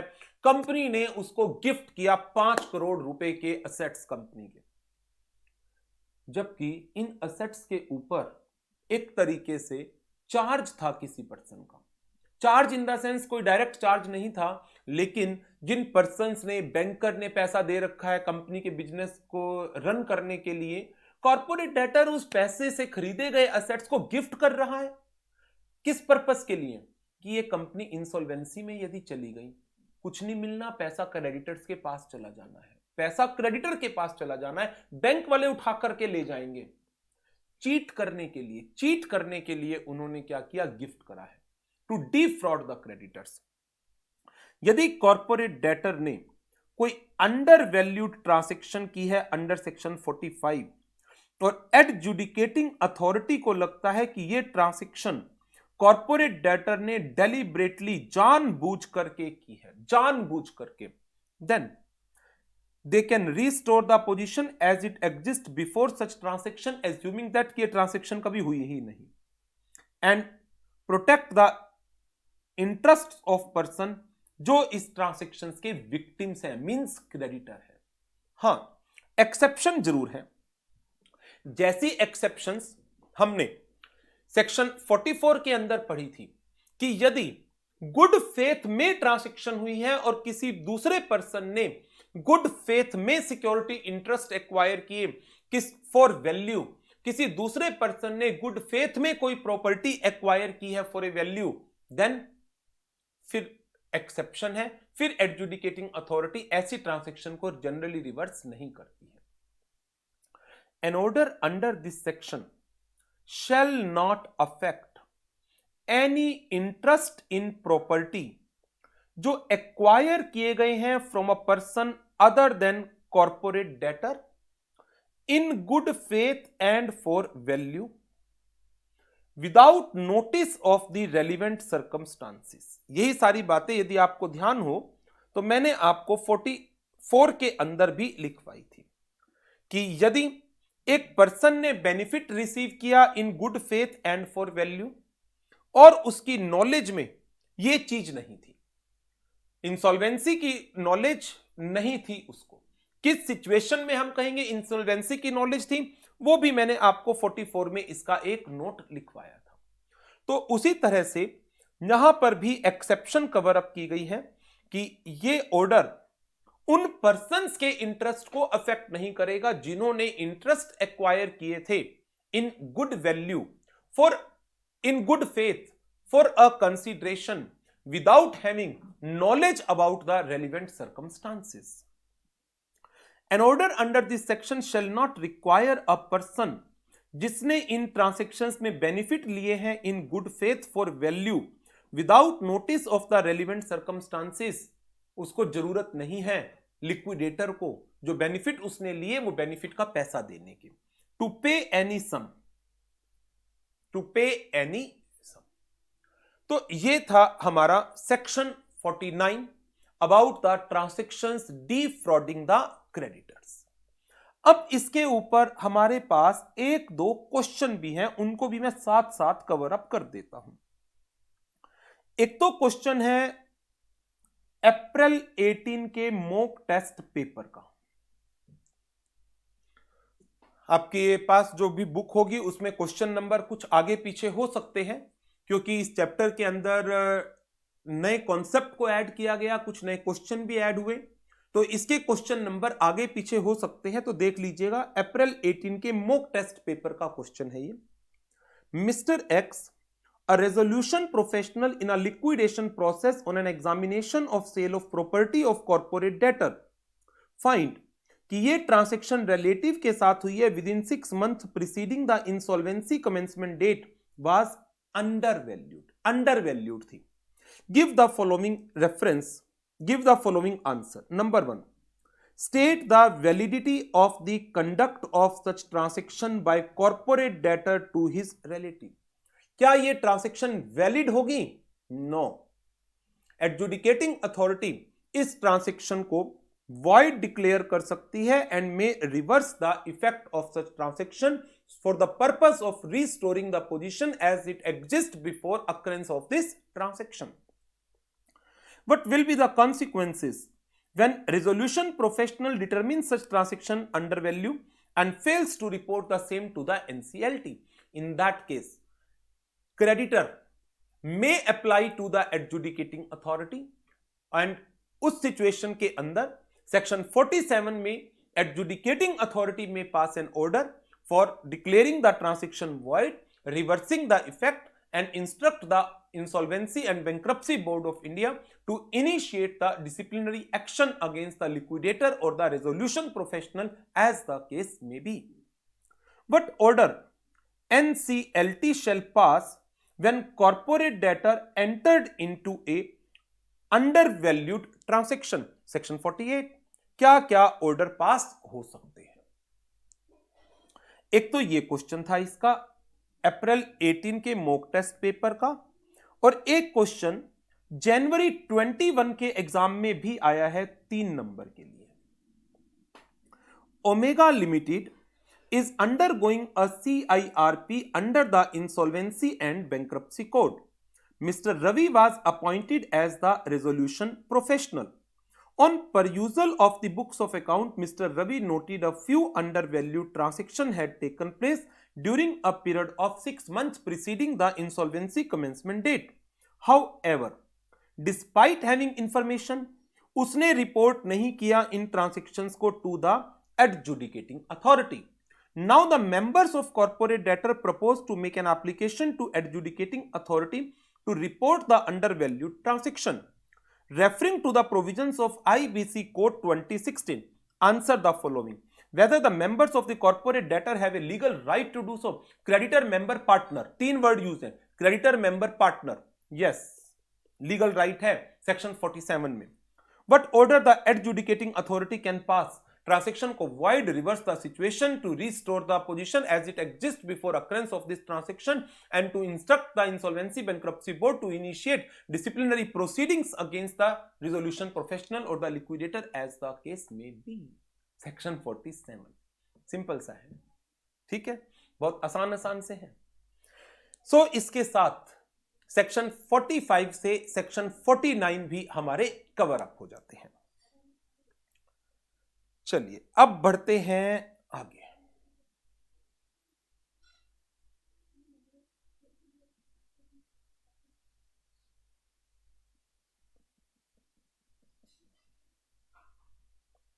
नो जी, पार्ट 2 में, अच्छा पार्ट 2 तो आगे था, आज शुरू हुआ है ना पार्ट 2, ये रहा। तो अब इसके साथ हमारा अंडर वैल्यू ट्रांसेक्शंस ये वाला पार्ट भी कंप्लीट हो गया। अब बचा क्या? अब बचा है एक्सटॉर्शनेट क्रेडिट ट्रांसेक्शंस, जिसमें 2 सेक्शन है, सेक्शन 50 एंड सेक्शन 51। तो अब इसको स्टार्ट करते हैं।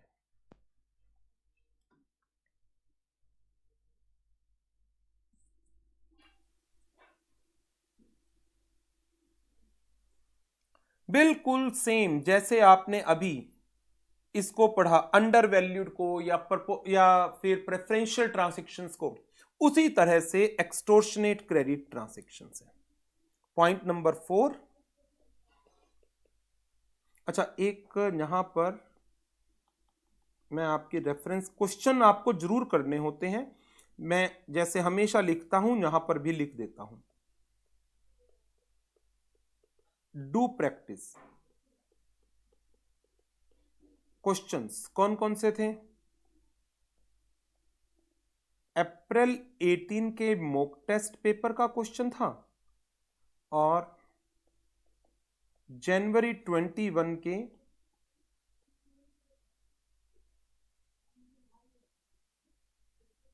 एग्जाम का क्वेश्चन था। अब बढ़ते हैं पॉइंट नंबर 4 पर, that is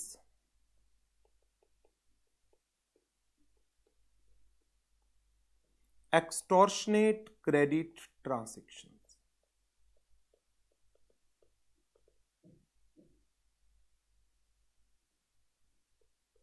section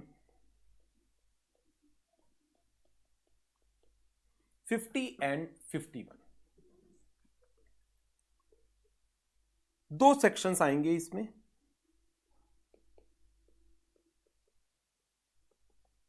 section 50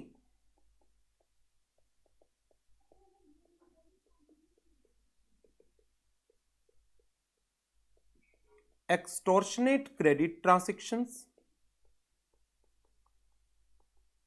and section 51 orders of adjudicating authority in respect of extortionate credit transactions।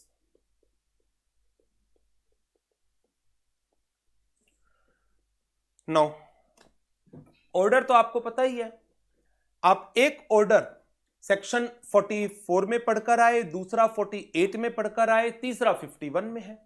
जैसा 44 में पढ़ा वैसा ही 48 में है, वैसा ही 51 में आएगा। थोड़े से मिलते मिलते कॉन्सेप्ट वही है, लैंग्वेज थोड़ी सी चेंज हो जाती है। तो अब जो एक्सटॉर्शनेट क्रेडिट ट्रांजैक्शंस हैं वो हैं क्या? एक्सटॉर्शनेट क्रेडिट ट्रांजैक्शंस, यदि कॉर्पोरेट डेटर ने किसी पर्सन से कोई क्रेडिट लिया है, कोई डेट ओ किया है, may be of financial nature, may be of operational nature, extortionate means unreasonable terms के ऊपर, जिसको हम अनड्यू इन्फ्लुएंस वाली बातें बोल सकते हैं ना, कि एक पर्सन ने बड़ा अनड्यू इन्फ्लुएंस एक्सरसाइज किया दूसरे पर्सन के ऊपर और बहुत high rate of, exorbitant rate of interest charge किया, unconscionable nature as per the Indian law वो चार्ज किया। तो ऐसी ट्रांजैक्शंस को हम एक्सटॉर्शनेट क्रेडिट ट्रांजैक्शंस कहेंगे। वो ट्रांजैक्शंस जिसमें कॉर्पोरेट डेटर ने क्रेडिट पर मनी रेज की है फाइनेंशियल डेटर से, ऑपरेशनल क्रेडिटर से, एंड ऐसी ट्रांजैक्शंस को रिजोल्यूशन प्रोफेशनल या लिक्विडेटर उनकी जब नॉलेज में आता है, then they required to make an application to the adjudicating authority to avoid such transaction और to make appropriate order under section 51 to modify the terms, to release or discharge the security interest, to pay to the liquidator any sum जो benefit derive किए थे another person ने। तो वही दोनों बातें अब 50 और 51 की हमें नोट्स में से एक बार रीड करनी है। एक क्विक रिवीजन ले लेते हैं, वहां से स्पेशल कुछ नहीं मिलने वाला, जो पहले पढ़कर आए हो वैसी ही चीजें आपको सारी की सारी यहां पर मिलेंगी। Extortionate credit transactions, section 50, where the corporate debtor has been a party to an extortionate credit transactions involving receipt of any financial debt or operational debt during the period within 2 years preceding the insolvency commencement date. The liquidator or the resolution professional may make an application for avoidance of such transaction to whom? To the adjudicating authority। कब? यदि इन transactions में exorbitant payments की requirement है that are to be made by the corporate debtor to whom? To the financial creditor or the operational creditor। as per, अच्छा अब कब हम एक ट्रांजैक्शन को एक्सटॉर्शनेट क्रेडिट ट्रांजैक्शंस का नाम देंगे। Regulation number 5 of insolvency resolution process for corporate persons regulation and regulation number 11 of IBBI liquidation process regulations 2016।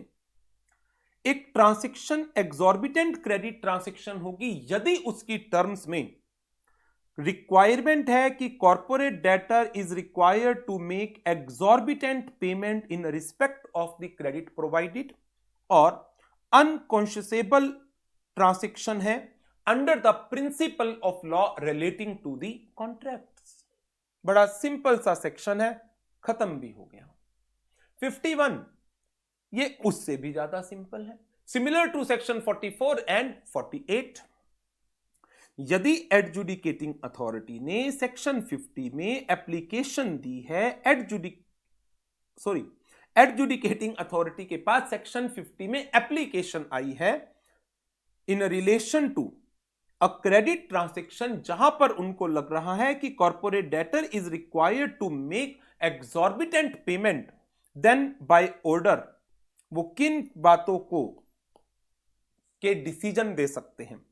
They may restore the position as it exist prior to such transaction, पहले भी करते आ रहे हैं। They may set aside the whole और part of the debt that is created on account of the extortionate credit transaction, means transaction को void कर देना ईदर होल और in part. Modify the terms of the transaction, require any person जो इस transaction की एक party थी to repay the amount received by such person, and require any security interest जो इन एक्सटॉर्शनेट क्रेडिट ट्रांजैक्शंस के through create कराया गया था उसको रिलीज करना या डिस्चार्ज करना, टू बी relinquished और discharged in favor of the liquidator or the resolution professional as the case may be. So seems to be a very simple one. तो सेक्शन 50 एंड 51 इन पर कोई क्वेश्चन नहीं आया हुआ। सेक्शन 43 एंड 44 इन पर कोई question नहीं आया हुआ। जो क्वेश्चन आए हुए हैं वो थे 47 पर, सबसे ज्यादा 47 के ऊपर। तो इसके साथ क्या हमारा पार्ट नंबर 2 कंप्लीट हो गया? जी हां, इसके साथ हमारा पार्ट नंबर 2 हो गया कंप्लीट। अच्छा, अब एक तो चीज है कि हम यहीं पर इस सेशन को ओवर कर दें या एक छोटा सा काम हम और करते हैं।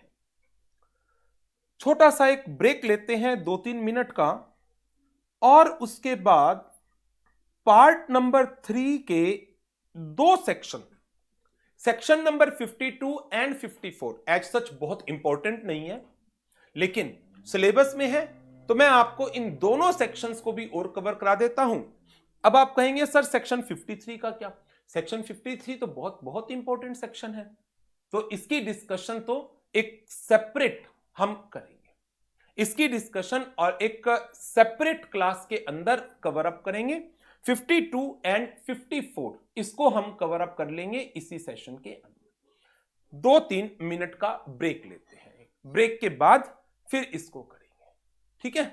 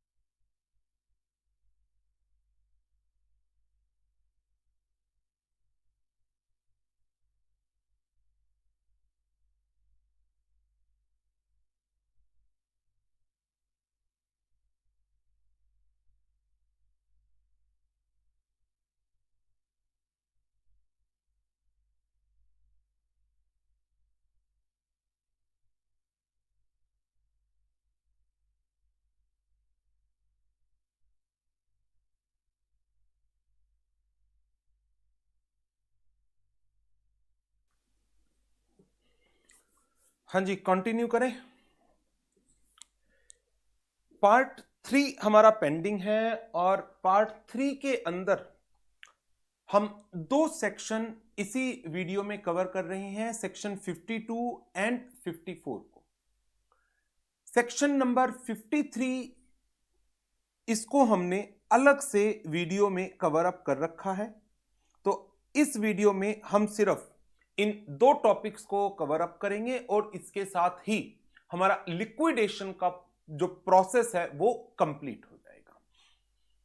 चलिए स्टार्ट करते हैं लास्ट के हमारे 2 topic. One is secured creditor section 52 and dissolution of corporate debtor section 54 को।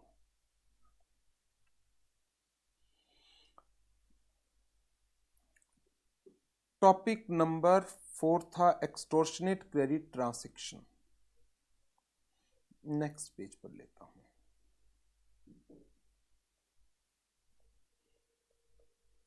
पार्ट नंबर 3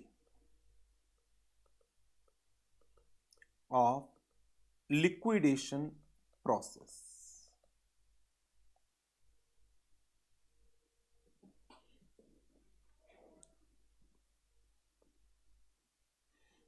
फर्स्ट टॉपिक इसमें जो हम कवर अप करेंगे that is secured creditor in liquidation proceedings। एक बहुत बहुत सिंपल सा सेक्शन है, सेक्शन 52। ये कहता है, इसका first point,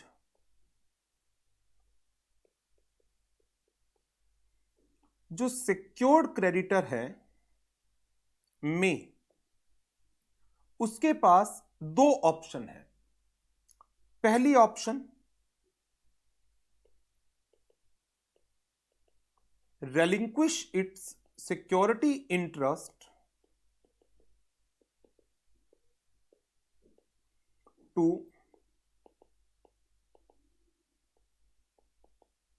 liquidation state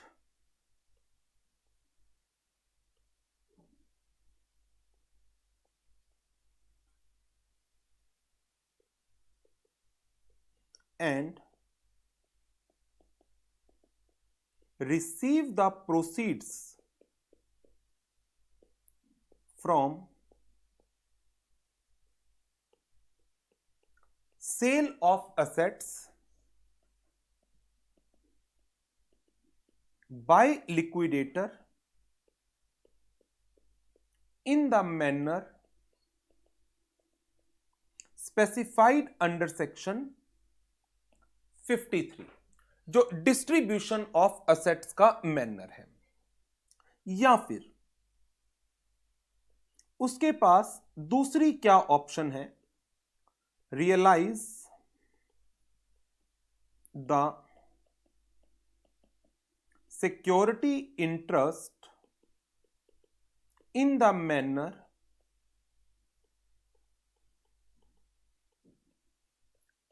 specified under section 52।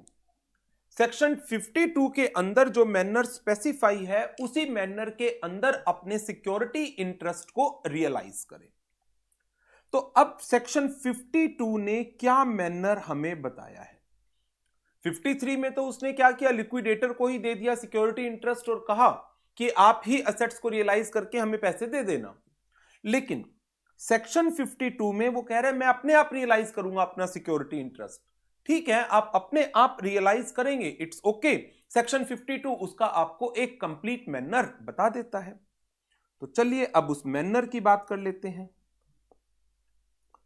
B point, manner for realisation of security interest. ऐसे रिलेटेड प्रोविजन आपने सरफाइजी एक्ट के अंदर भी पढ़ रखे हैं, वैसे ही मिलते जुलते प्रोविजन यहां पर है। सिंपल सा प्रोसेस है। Secured creditor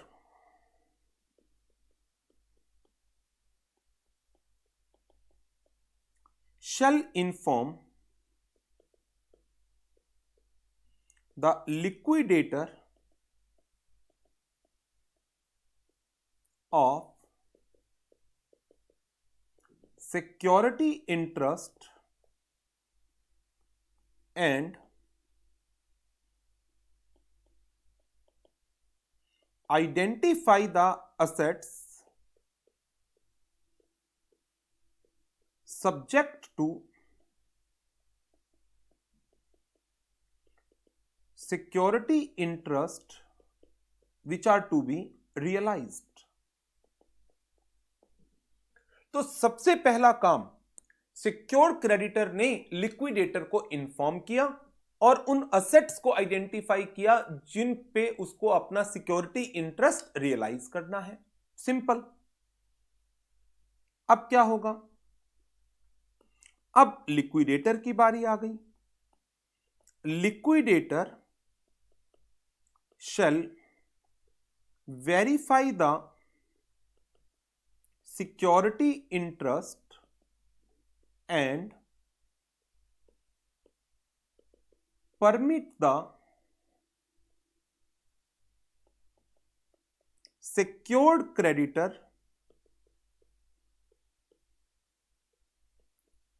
to realize the security interest.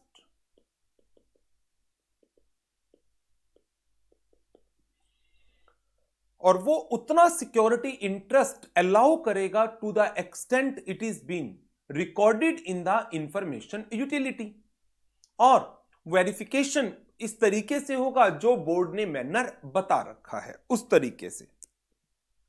No, अब बात वापस किसके पास आ गई? सिक्योर्ड क्रेडिटर के पास. अब सिक्योर्ड क्रेडिटर क्या करेगा? सिक्योर्ड क्रेडिटर में enforce, realize, settle, compromise or deal with the secured assets as per the applicable law. जैसे सरफाइजी अप्लाई हो सकता है and apply the proceeds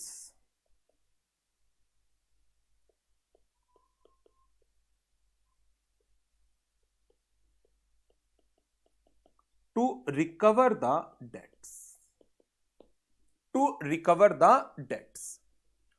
Now, अब इस तरीके से प्रोसीजर आया. सबसे पहले सिक्योर्ड क्रेडिटर ने लिक्विडेटर को इन्फॉर्म किया कि ये मेरा सिक्योरिटी इंटरेस्ट है, इन असेट्स के ऊपर मुझे ये सिक्योरिटी इंटरेस्ट एनफोर्स करना है, रियलाइज करना है. लिक्विडेटर ने उस सिक्योरिटी इंटरेस्ट को वेरीफाई किया और सब्जेक्ट टू कि ये सिक्योरिटी इंटरेस्ट रजिस्टर्ड था विद द इंफॉर्मेशन यूटिलिटी या उसकी वेरिफिकेशन की उसने in the manner as prescribed by the board, उसने सिक्योर्ड क्रेडिटर को इजाजत दी कि आप अपना सिक्योरिटी इंटरेस्ट रियलाइज कर लें. देयर आफ्टर सिक्योर्ड क्रेडिटर ने अपने इंटरेस्ट को एनफोर्स किया, रियलाइज किया, सेटल किया, कॉम्प्रोमाइज किया, डील किया as per the applicable law. Applicable law में सबसे बेस्ट एग्जांपल सरफाइजी का आ गया और जो प्रोसीड्स मिली उससे अपने डेट को रिकवर किया. नाउ अब हमारे सामने दो सिचुएशन आ सकती है कि जो प्रोसीड्स आई वो सरप्लस है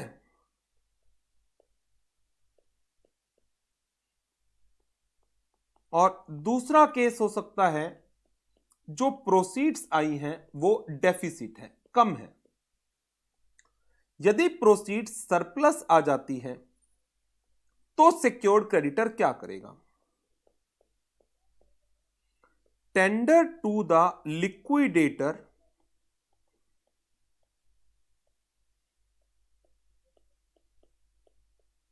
surplus funds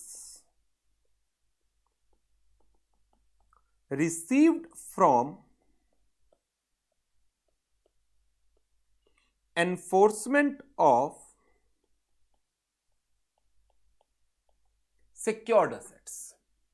लेकिन यदि ये पैसा डेफिसिट है तो जितना भी अनपेड डेट बचेगा, अनपेड डेट्स शैल बी, कौन पेड करेगा? Liquidator, shall be paid by the liquidator in the manner specified under section 53। जो सेक्शन 53 के अंदर मैनर स्पेसिफाई होगा उस तरीके से फिर बचे हुए पैसे को लिक्विडेटर पे करेगा, और वो हम सेक्शन 53 में कवर कर रहे हैं। तो अब ये सारा हमारा सेक्शन नंबर 52 है लिक्विडेशन प्रोसेस का, जहां पर सिक्योर्ड क्रेडिटर के बारे में बताया गया है कि सिक्योर्ड क्रेडिटर किस तरीके से वर्किंग कर सकता है। पहले पॉइंट में बताया गया कि सिक्योर्ड क्रेडिटर चाहे तो अपने सिक्योरिटी इंटरेस्ट को रेलिंक्विश कर सकता है लिक्विडेटर को, लिक्विडेशन स्टेट को, एंड फिर उस असेट्स को रियलाइज करने का काम लिक्विडेटर का होगा, और डिस्ट्रीब्यूशन कौन करेगा? लिक्विडेटर। किस मैनर में? इन the manner specified under section 53। दूसरा तरीका क्या है? दूसरा तरीका है सेक्शन 52 के अंदर ही जो मैनर दिया गया है उस मैनर में सिक्योर्ड क्रेडिटर अपने आप अपने सिक्योरिटी इंटरेस्ट को रियलाइज कर ले। नाउ अब बात कर लेते हैं manner for realisation of security interest की। सिक्योर्ड क्रेडिटर इंफॉर्मेशन देगा सिक्योरिटी इंटरेस्ट की, किसको? लिक्विडेटर को, और आइडेंटिफाई करेगा उन असेट्स को जिस पर उसको अपना सिक्योरिटी इंटरेस्ट एनफोर्स करना है। लिक्विडेटर वेरीफाई करेगा इस सिक्योरिटी इंटरेस्ट को और परमिट करेगा सिक्योर्ड क्रेडिटर को to realise the security interest. Thereafter secured creditor will enforce his security interest in the manner as provided in the applicable law, और जितना पैसा रिकवर होगा उससे अपने डेट की रिकवरी करेगा। एंड यदि कोई भी प्रॉब्लम एराइज होती है, कोई रेसिस्टेंस आती है कॉर्पोरेट डेटर की तरफ से या किसी और पर्सन की तरफ से towards realisation of this security interest, then secured creditor may apply to the adjudicating authority in this manner, and adjudicating authority will pass an order जिसके थ्रू सिक्योर्ड क्रेडिटर अपने इंटरेस्ट को रियलाइज कर सके। तो realisation के बाद जो पैसा आया उस पैसे से डेट की रिकवरी होनी है। अब हो सकता है पैसा ज्यादा रियलाइज्ड हुआ, हो सकता है पैसा कम रियलाइज्ड हुआ। यदि सरप्लस रियलाइज्ड हुआ तो इसकी अकाउंट स्टेटमेंट लिक्विडेटर को दी जाएगी और जितना सरप्लस फंड है वो लिक्विडेटर को टेंडर करना होगा। लेकिन यदि डेफिसिट रियलाइजेशन है, इन दैट केस जितना भी अनपेड अमाउंट बचेगा, that unpaid amount will be covered under section 53 and liquidator subject to availability of the funds distribute करेगा among the person stakeholder, जिसमें ये secured creditor का unpaid debt भी cover up किया जाएगा, and the amount will be paid in the manner as specified in section 53। so ये था हमारा एक बहुत बहुत आसान सा सेक्शन नंबर 52। एज सच कभी क्वेश्चन इसमें से आया नहीं है और बहुत ही सिंपल सा सेक्शन है। अब सेक्शन 53 वो हमने अलग से कवर कर रखा है। अब बात कर लेते हैं लास्ट सेक्शन की, जो बेसिकली लिक्विडेशन का खत्म होना है, जहां पर एक पर्सन लिक्विडेटर जो है लिक्विडेशन की कंप्लीशन के बाद डिसोल्यूशन की तरफ बढ़ता है। तो जो ये लिक्विडेशन की प्रोसीडिंग्स हैं ये कंप्लीट करनी है कितने पीरियड के अंदर? With in 1 year from the commencement of liquidation. तो अब इसके अंदर हम लास्ट पार्ट कवर अप कर रहे हैं and that is liquid dissolution. इसको मैं पार्ट 3 में 1, 2 नंबर दे रहा हूं। Dissolution of corporate debtor.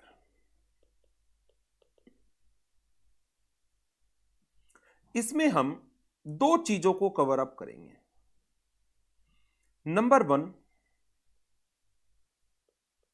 Section 54 of IBC 2016 and regulation number 44 of IBBI liquidation process regulations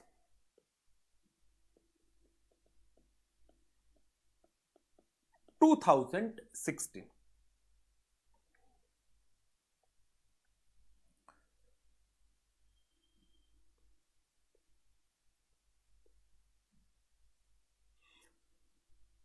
Liquidator shall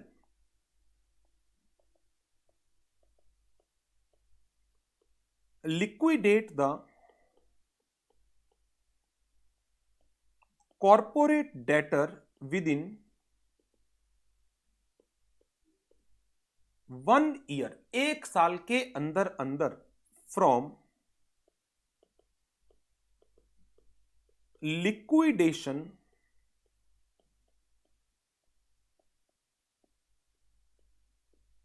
commencement date,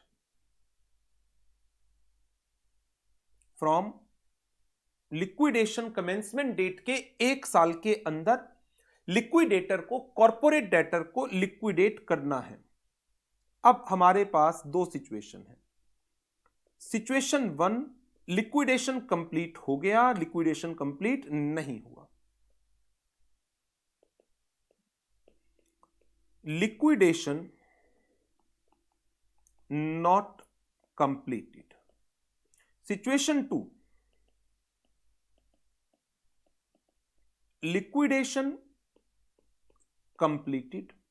यदि लिक्विडेशन कंप्लीट हो जाता है सेक्शन 54 के प्रोविजन चलेंगे, लिक्विडेशन कंप्लीट नहीं होता है रेगुलेशन 44 के प्रोविजंस चलेंगे। यह बात भी कहां लिखी गई थी? 1 ईयर में कंप्लीट करना है, रेगुलेशन नंबर 44 के अंदर। चलो अब मैं पहले आपको रेगुलेशन 44 करा देता हूं। यदि लिक्विडेशन कंप्लीट नहीं होता then liquidator shall make an application, application किसको देगा? to the adjudicating authority। किस लिए? to continue the liquidation along with a report. किस लिए? Explaining why the liquidation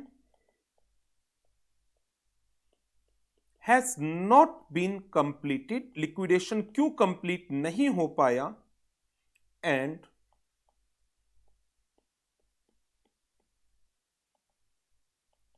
specifying the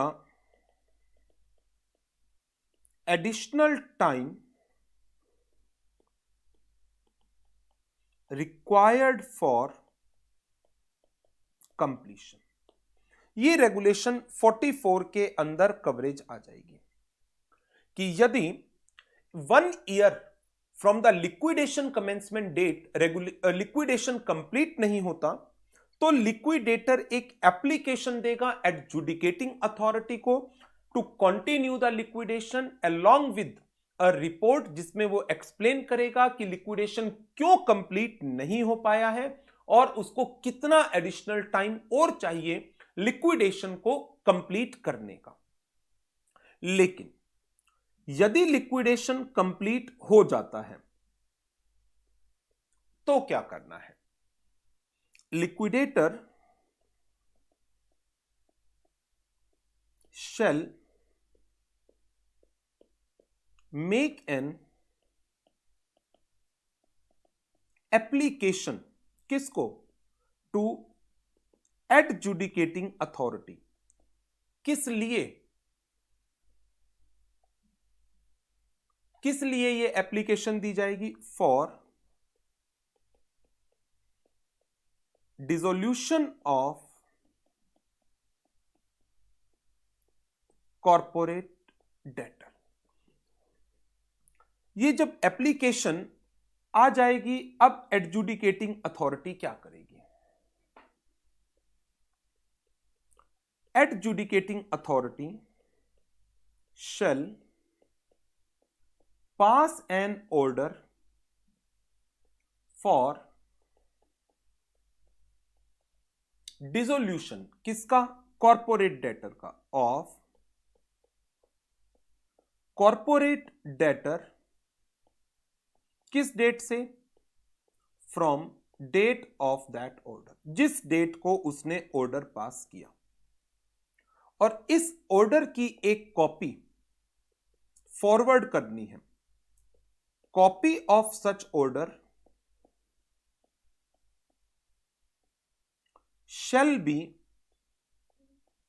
forwarded to the authority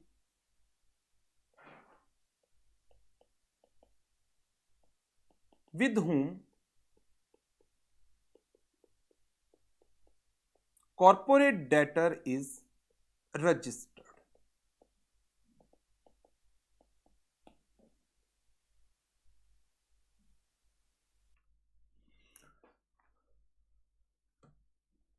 ये note कर लो आप, सिंप्लीफाइड प्रोसेस करा दिया। अच्छा, डेज और लिख लो यहां पर, within 7 days of date of order, order के 7 दिन के अंदर अंदर।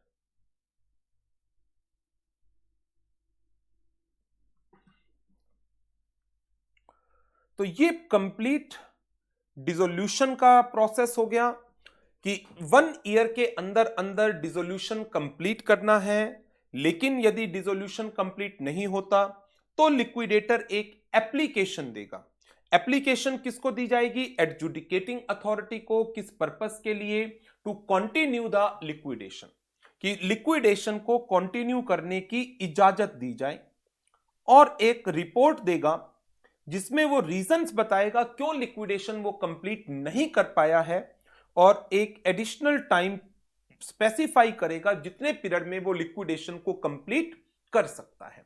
लेकिन यदि लिक्विडेशन कंप्लीट हो गया, देन लिक्विडेटर एक एप्लीकेशन देगा एडजुडिकेटिंग अथॉरिटी को कि आप कॉर्पोरेट डेटर को डिसॉल्व कर दीजिए। Then adjudicating authority pass an order for the dissolution, और जिस डेट को ये ऑर्डर आया उस डेट से corporate debtor stands dissolved, and a copy of such order shall be forwarded to the authority with whom the corporate debtor is registered. For example, ROC, Registrar of Companies. So this is all about the section 54. Read with regulation number 44 of IBBI Liquidation Process Regulations 2016.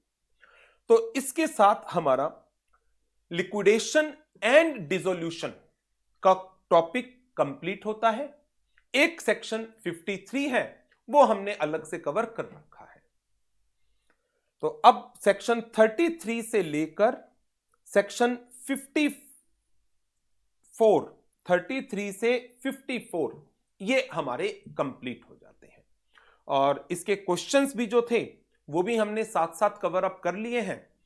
4 questions थे, जिसमें से एक बार दोबारा देख लें, question cover हो गए ना? I think so. ये क्वेश्चन स्टडी मटेरियल का, can a resolution professional act as a liquidator, ये क्वेश्चन हमारा अंडर वैल्यूड ट्रांजैक्शन का, अक्टूबर 18 के मॉक टेस्ट पेपर का क्वेश्चन, ये सेक्शन 53 पर बेस्ड है, लेटर ऑन करेंगे। स्टडी मटेरियल का मई 19 का क्वेश्चन, एमटीपी अक्टूबर 20 का क्वेश्चन, ये भी 53 पर बेस्ड है। नवंबर 20 एग्जाम का क्वेश्चन सेक्शन 36, सेक्शन 53 पर, ये ऑलरेडी मैंने आपको जब सेक्शन 36 कराया था उसके साथ करा दिया था, और ये जनवरी 21 का क्वेश्चन सेक्शन 47 पर बेस्ड था, ये हो चुके। तो क्वेश्चन भी हमारे साथ साथ कवर हो चुके हैं। सेक्शन 53 के क्वेश्चन सेक्शन 53 के साथ ही कवर अप कर रखे हैं। सो लिक्विडेशन प्रोसेस हमारा कंप्लीट हो गया, सारे सेक्शन हो गए 33 से लेकर अप टू सेक्शन 54 तक। तो इसके साथ ही ये सेशन भी हम खत्म कर रहे हैं और नेक्स्ट सेशन में कंटिन्यू करेंगे with another topic. Thank you very much and good bye.